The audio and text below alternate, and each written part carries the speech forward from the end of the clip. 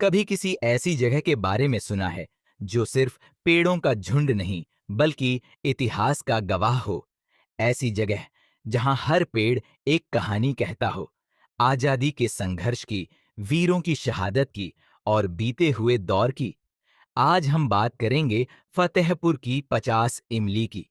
एक ऐसी जगह जिसका इतिहास जितना पुराना है उतना ही रहस्यमयी भी। यह सिर्फ एक स्थान नहीं, यह हमारे अतीत की जीवती हुई किताब है। फतेहपुर उत्तर प्रदेश का एक ऐतिहासिक जिला है।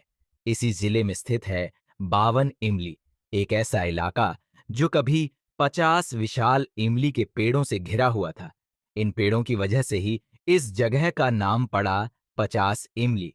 यह स्थान शहर के पुराने हिस्से में बसता है, जहां आज भी इतिहास की खुशबू महसूस की जा सकती है। स्थानीय लोग बताते हैं कि पहले यहाँ इतना शांत वातावरण होता था कि पेड़ों की पत्तियां हिलने की आवाज भी साफ सुनाई देती थी।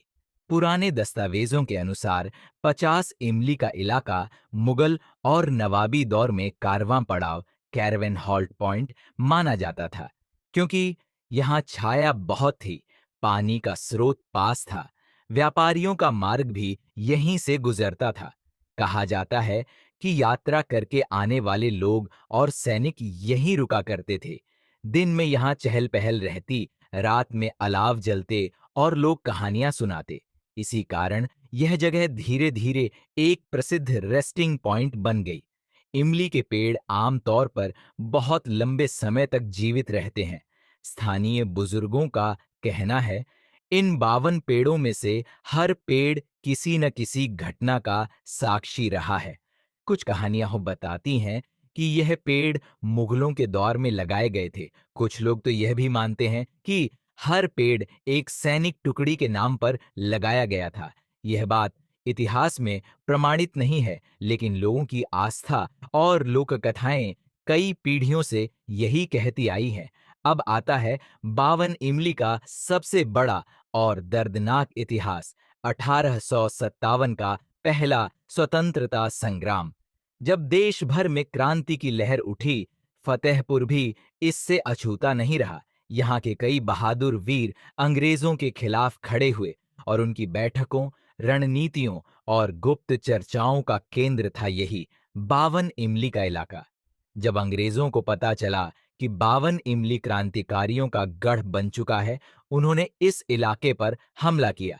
कई वीरों को गिरफ्तार किया गया और इन्हीं पेड़ों की डालियों पर फांसी दी गई।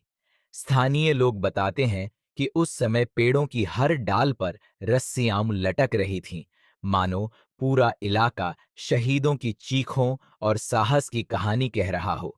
कुछ बुजुर्ग यह भी कहते हैं, अंग्रेज चाहते थे कि लोगों के दिल में डर बैठ जाए, इसलिए उन्होंने सार्वजनिक रूप से फांसी दी, ताकि जो भी 52 इमली से गुजरे वह डर जाए।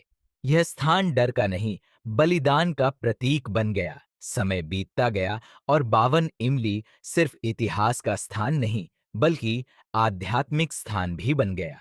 यहाँ एक छोटा सा मंदिर बन गया, जहाँ लोग मनोकामना मांगने आते हैं।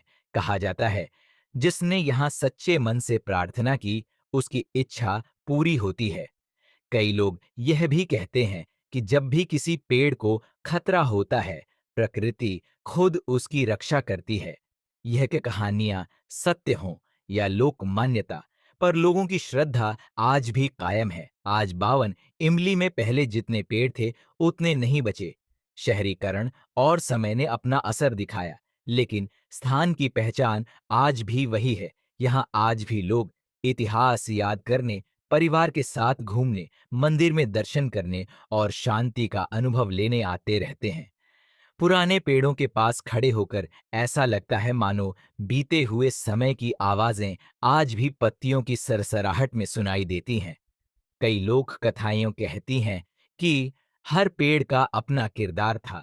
कुछ पेड़ों के नीचे बैठकें होती थीं, कुछ पर अंग्रेजों का नियंत्रण था, कुछ पेड़ क्रांतिकारियों की रणनीति के गवाह थे। कुछ लोग बताते हैं कि इमली का स्वाद भी पहले कुछ अलग था, मानो समय ने उसमें कहानियां पका दी हों। दोस्तों, 52 इमली सिर्फ पेड़ नहीं, वह इतिहास है जो मिटा नहीं। यह वह जगह है जहां बहादुरी, बलिदान और आजादी का खून मिट्टी में मिला हुआ है। अगर कभी फतेहपुर जाए तो 52 इमली की शांति में कुछ पल जरूर बिताए, क्योंकि ये जगह सिर्फ देखी नहीं जाती, इसका इतिहास महसूस किया जाता है। हम अपनी आने वाली पीढ़ियों को यह कहानी जरूर बताए, ताकि उन्हें पता चले कि आजादी कितने संघर्ष से मिली है